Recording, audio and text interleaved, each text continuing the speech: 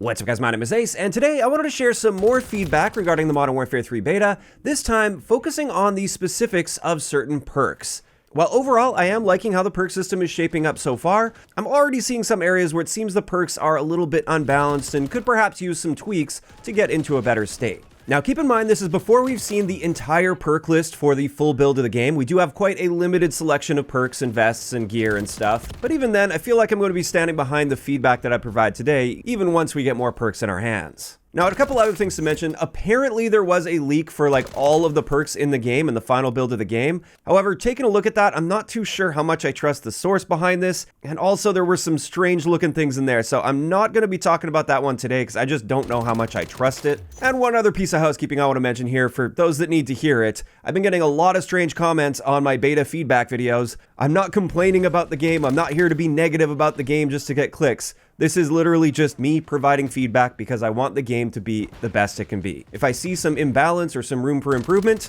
I'm going to provide my feedback. And if you disagree with my feedback, that's totally fine. Let me know in the comments why you disagree specifically, rather than just whine about how I'm complaining about everything and being negative. I'm genuinely liking how Modern Warfare 3 is shaping up so far, but we're in the beta, the devs are asking for feedback, so if I see room for improvement, I'm going to provide feedback on it. So there we go, let's finally dive into the topic here, and I'm going to start this off with the boots section of perks. As it is right now, especially in the second weekend, we now have access to covert sneakers, and many people, myself included, are very happy to see that. We have the ability to move around quietly now, and that's something we've been missing for a year.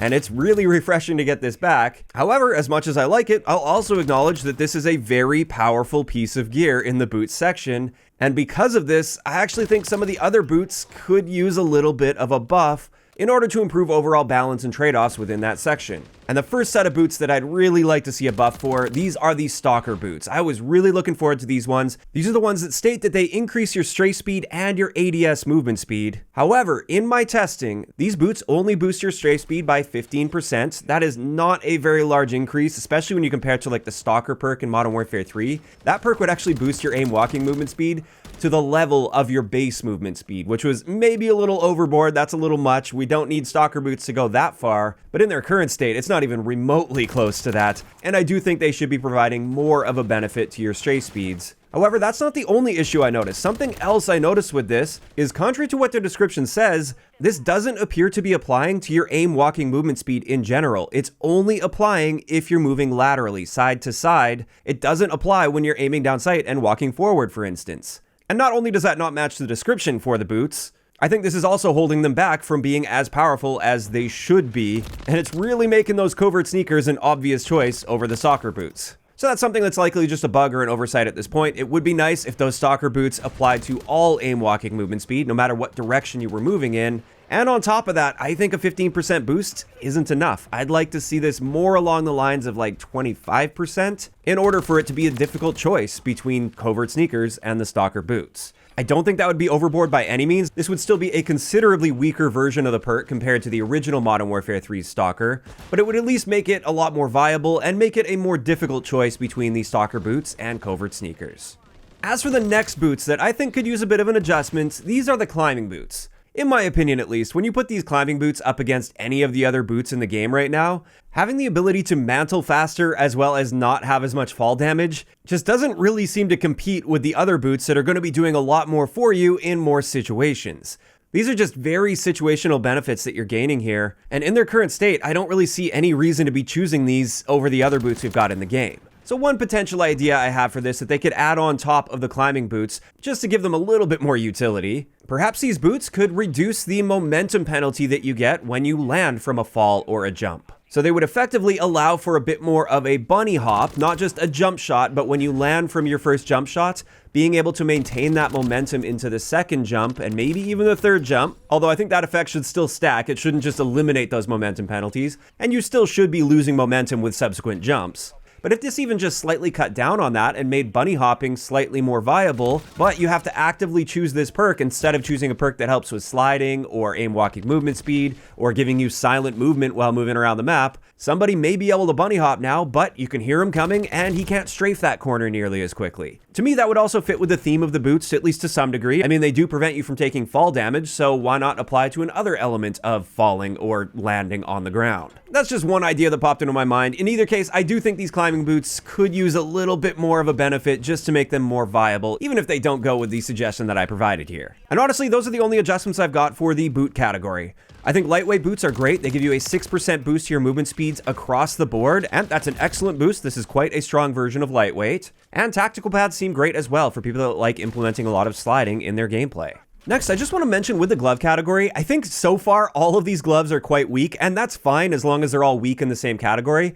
I am very curious to see what other gloves we end up seeing at launch, and I'll probably revisit this topic at that point, but as of right now, there's no real obvious choice in the glove category, so I think they're fine as is, even though, as a category, gloves are pretty weak. Finally, let's move into the gear category, and with this, we'll start this off with the LR Detector. And with this, the description says it warns of hostile laser and radiation sources, and you'll notice the little icon that's attached to it is the high alert icon. So for me, I thought this was essentially high alert with just a bit of a weird description. However, I've used it a little bit in game and I can't figure out what it's actually doing for me at all. It definitely doesn't appear to be working like the high alert perk. And while I don't know what they mean by radiation sources, there's probably going to be some gear or kill streaks or something in the full build of the game that maybe gives this a little bit of a utility. In its current state, I don't see any reason to be using this over the other perks in this gear category because there are some very powerful perks in this category. So honestly, as much as I'm not a fan of the high alert perk in general,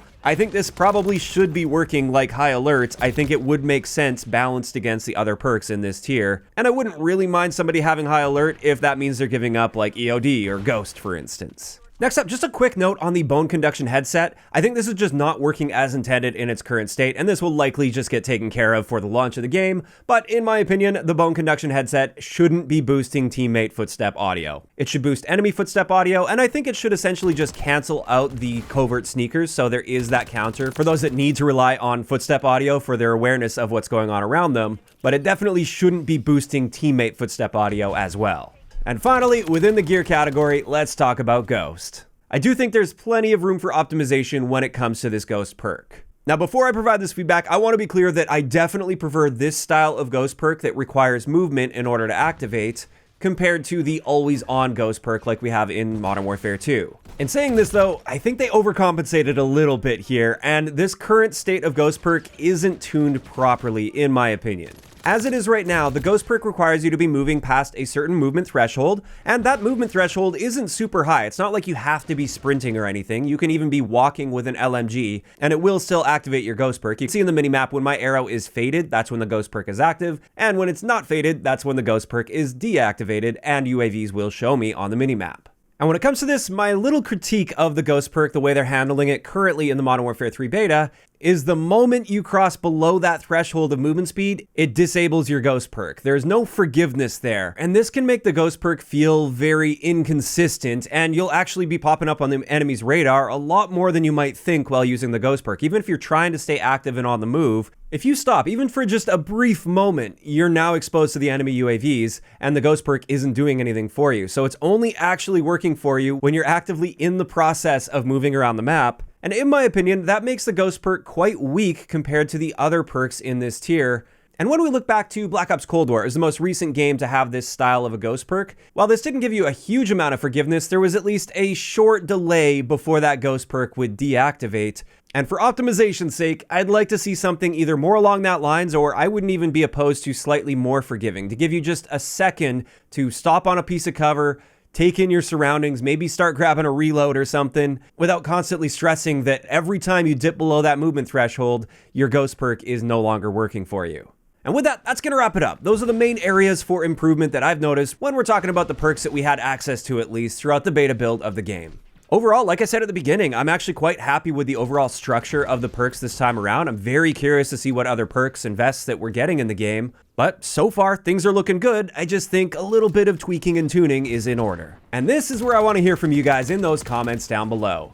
Based on the perks that we have access to throughout the beta build of the game, what are your thoughts on the overall balance? Do you feel that any of these perks could use some adjustments, whether that's buffs or nerfs? And also, what are your overall thoughts on how they're structuring perks this time around? If you enjoyed the video, a like rating is always appreciated, and don't forget to subscribe for more if you haven't already. I'll talk to you guys next time.